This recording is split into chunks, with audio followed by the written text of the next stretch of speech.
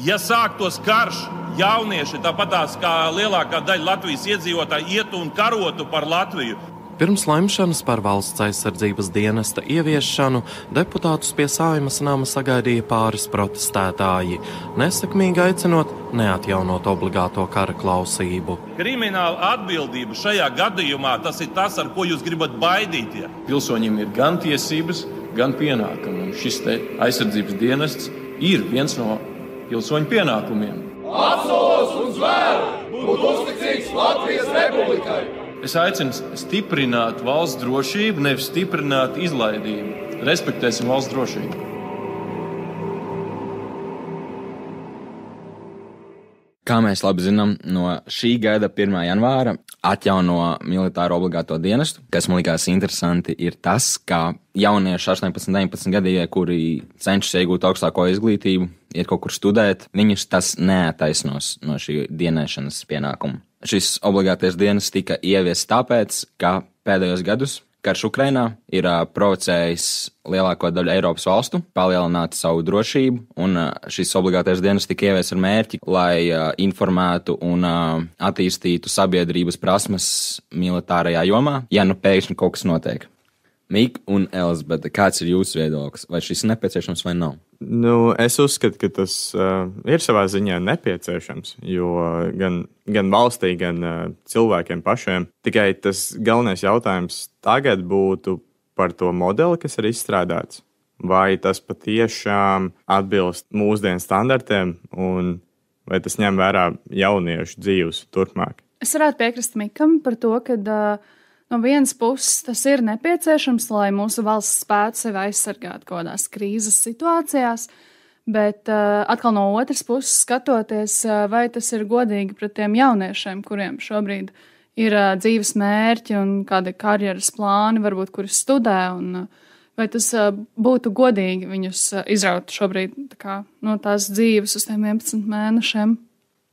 Ko tu domā par šo, Ralf? Es domāju, ka es neuzskatu, ka valsts obligātais dienests būtu vajadzīgs jauniešiem it īpaši, jo tas viņus izraus ārā no tās savas ikdienas. Lai gan es daļai piekrītu, ka ir daļa jauniešu, kuriem tas varbūt būtu vajadzīgs, bet tas vajadzētu būt brīvprātīgi, nevis obligāti. Šī stāsta ietvaros mēs intervējam divus jauniešus, un viņi vēlēs palikt anonīmi. Vienam vārds būs Ričards, un otram vārds būs Kristaps. Kristaps, kurš ir brīvprātīgais, un Ričards, kurš tika iesaukts armijā. Ja rītdienas būtu cilvēks, tas būtu Ričards. Viņa plecs ir platāka kā ventas rumba. Viņš ir centīgs un aktīvs jaunietis, kurš iesaistās universitātes pasākumos. Viņš mērķtiecīgi tiecas sasniegt visus savus dzīves plānus. Ričards ikdienā studē, nodarbojās ar sportiskām aktivitātēm un izmēģina savu roku biznesa jomā. Nesen Ričards saņēma vēstuli, aicinājumu ierasties uz veselības pārbaudi saistībā ar valsts obligāto militāro dienestu. Tā bija ļoti dīvaina diena. Es biju slims, man bija jāiet pie friziera. Tajā pašā dienā aizgāju saņemt uz pasta to vēstuli. Pirmais bija tāds šoks, tāds, ka ne jau man tiešām mums tagad jāiet armijā, kad esmu iestājies universitātē. Sveiks, jaunieti! Jau uz savu oficiālo elektronisko vai deklarētās dzīvesvietas adresi es saņēmu aizsardzības ministrijas pavēsti par iesaukšanu valsts aizsardzības dienestā un nepieciešamo ierašanos uz veselības pārbaudēm. Aicinu tevi atsaukties nevēlāk kā līdz 28. martam. Kā reaģēja tavi ģimenes locekļi, kad tu saņēmi šo pavēsti? Es dzirdēju tādu frāzi: apsveicam, tu esi vinnējis loteriju. Kādas ir jūsu domas par to, kā Ričarda vecāki reaģēja uz viņa iesaukumu dienestā? Man liekas, tas bija domāts tādu ironisku piesitienu, lai nedaudz mierinātu Ričardu. Es piekritīšu Ralfam par to, ka tas bija domāts ironiski, un visticamāk tas bija arī ar mērķi, varbūt, lai mierinātu kaut kādā veidā pašu sevi par to satraukumu, kas tomēr viņos arī bija radies, kad viņa dēls tiek iesaukts armijā. Es piekritīšu jums abiem. Es domāju, ka vecākiem tas arī noteikti nav viegli, un tā ir tāda lieta pārdomām, un šajā gadījumā jau tas, ka Ričardu iesauc, nenozīmē, ka viņiem vecākiem tas neinteresē. Jā, un likās, ka viss ārā no universitātes, un tagad gads ir jāzaudē. Kāpēc tieši ir jāizvēlas no universitātes cilvēki? Ir uzsākuši savas gaitas, piemēram, es zinu ļoti daudzus cilvēkus mana vecuma, 18-gadīgos, kuri dzerstās, neko nedara, nestrādā, pat nav pabeiguši 12. klasi. Un principā neko nedara. Tas, ka tagad jaunieši, kuri studēja, iesauc obligātajā dienestā, tas, kā Elizabete pirms tam minēja, ļoti izsitīs viņus ārā no viņa ieplānotajiem dzīves mērķiem. Skaidrs, viņiem ir mērķis, kā vilciens, piemēram, viņiem ir sliedes, un tad pēkšņi tās sliedes vienkārši kaut kur novirzās galīgi, kur viņam nevajag. Un tagad viņam jāmeklē tas gada līkums, viņam pēc tam būs jāmeklē ceļš atpakaļ, viņam būs ļoti grūti ieiet tajā sabiedrībā visā tajā tempā, ja viņi ir principā gandrīz gadu bijuši ārpus viņu kopējiem draugiem, un viņam būs ļoti, ļoti grūti pielāgoties visam tam tempam.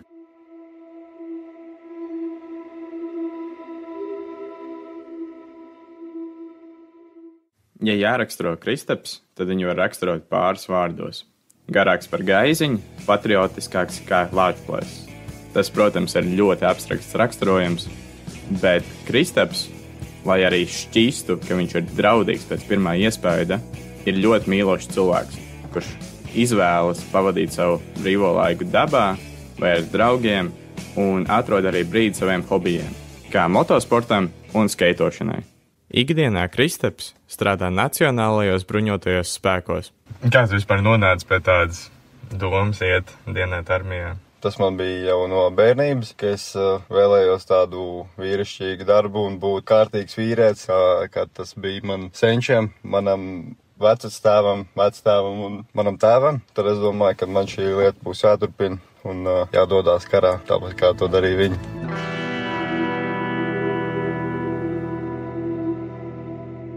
Man kā sievietei tas varbūt ir mazāk aktuāli, bet vai jūs esat plānojuši iestāties brīvprātīgi militārajā dienestā? Nē. Es jau no pirmās dienas, kad pasludināju, kad būs valsts militārais aizsardzības dienas, es uzreiz sapratu, ka es to nevēlos darīt, ka es neiešu brīvprātīgi un ka es turēšu īkšķus, ka mani tur neiesauks. Es neesmu domājis tādēļ, ka nekāda augot man nav bijusi doma pievienoties armijai vai strādāt militārajā jomā. Un arī tagad, kad mācos augstskolā, man nav bijusi doma pievienoties brīvprātīgi un vēlos turpināt savu iesākto. Es vēlos piebilst, ka Kristaps pieminēja, ka ir 4. paaudzes karavīrs. Tu esi 4. paudze jau armijā, kas sanāk. Jā. Tieši tā. Vispārīgi obligāts dienests. Manuprāt, viņš bija mazliet sasteigts, nepārdomāts, jo ir cilvēki, kam ir kredīti un skolas tos cilvēkus tā kā neaiztiek, bet vispārīgi par obligāto dienestu es esmu priecīgs, ka tāds ir, tāpēc, kad, manuprāt, mūsu ģenerācijas cilvēki ir palikuši mazliet mīkstāki un varbūt vajag kaut ko darīt lietas labā, lai vienkārši neturpin tas viss iet uz leju. Kā tavu ģimeni reaģēja uz tavu lēmumu? Mans tēvs nebija vispār man neko teicis par armiju, un, kad es viņam pateicu, viņš bija patīkami pārsteigts un priecīgs, bet man mamma bija mazliet tādā ne šokā, bet, viņai, protams, viņa ir mana mamma, viņai bail būs par mani. Viņa arī zina tikai tos stāstus, ko teica ir stāstījis, kā viņam ir gājis armijā, un tā kā viņa arī domāja, ka tas ir, ka man tur sitīs un tā tālāk. Ar laiku man mammai viņa bija pat priecīga, ka man viss ir kārtībā tur, un tā kā ģimene bija priecīga, tā var teikt, jā. Lai rastu skaidrāku izpratni par obligāto valsts aizsardzības dienestu un kā tas attiecas uz jauniesauktiem kareivjiem, mēs intervējām mehanizētāju kainieku bataljonu štābu virsseržantu Ilmāru Rešņu un mehanizētāju kainieku bataljonu štābu virsleitnantu Agri Ruļuku. Mums īstenībā ir daudz gadījumu vairāk, kur vēl joprojām vecāki dien armijā. Un tāpēc es teiktu, ka kaut kāda ietekme no iepriekšējās ceļš, kas ir dienējuši Latvijas armijā jau pēc padomju sabrukuma, principā tur tas priekšstats būs savādāks. Un līdz ar to, ja vecāks zina, ko armija var iedot tam bērnam, viņš noteikti gribēs viņu uz turieniem aizsūtīt, jo tie 11 mēneši, kas tiek pavadīti tam jaunietim, viņam iemāca disciplīnu. šie karavīri brīvprātīgi iestājušies, tas nozīmē motivēti paši, un jūlijā būs jau tie, kas ir gan brīvprātīgi, gan obligāti iesaukti, un teikt, ka emocionālais stāvoklis mainījies, tas būtu pa skarbi teikt, mainījies kaut kas tur patiesībā ir pavisam savādāk, kā es domāju, kad viņos arī jau tas tie priekšstati jau pirmajās nedēļās krīt nost, un tas emocionālais stāvoklis, es domāju, tikai uz pozitīvo pusi noskaņojas ar to, kad viņi saprot, ka mēs šeit esam kā vienota ģimene, kad mēs viens otru atbalstam un mēs mācamies un apgūstam jaunas prasmes un zināšanas. Cik daudz cilvēku, tik daudz viedokļu. Viena uzskata, ka obligātais militārais dienas ir nepieciešams, cita uzskata, ka tas pilnībā sagrauj jauniešu dzīves. Kāda ir jūsu viedokļi par šo? Es uzskatu, ka valsts obligātais dienas nav vajadzīgs. Man ir pāris iemesli, kāpēc es tā domāju. Viens no tiem ir tās, ka tas viņus izrauj no dzīves ārā. Tas nav nepieciešams, tas nav vajadzīgs. Otrakārt, mums ir NATO, mēs esam iekšā NATO. Tad kāda jēga no tā NATO, kas ir paredzēts, lai mūs aizsargātu, ja nu sākas aktīva kara darbība, bet tagad pēkšņi mums vēl ir kaut kādi jaunieši, kurus trenē, lai viņi būtu gatavi, ja nu kaut kas pēkšņi sākās. Mums ir mūsu armija, mums ir zemesargi, un ar to noteikti vajadzētu pietikt, ja nu pēkšņi kaut kas sākās, lai noturētu pirmo fronti. Es domāju, ka obligātais valsts dienests ir vajadzīgs. Tur būtu lielāks jautājums par to, kāds ir izstrādātais modelis dienestam un kā to attīstīt un pilnveidot. Un es domāju, ka laika gaitā tas tiks darīts un tas būs vairāk pieņemams plašākai sabiedrības daļai. Kā jau iepriekš minēju, valsts obligātajam dienestam ir divas puses. Viena no tām, kas ir pozitīva, un viena no tām, kas ir negatīva. Protams, tie jaunieši būtu jāizvērtē, kādi tiek iesaukti, un, protams, ir arī ļoti daudz jauniešu, kur aiziet brīvprātīgi, un viņus vienkārši nepaņem, jo viņi neatbilst kaut kādiem noteiktiem standartiem. Un tā būtu tā sistēma, es domāju, ko Miks teica, kas būtu jāmaina, iespējams, kad varbūt tā arī jauniešu atlase, pēc kāda principa tie tiek atlasīti, būtu jāmaina.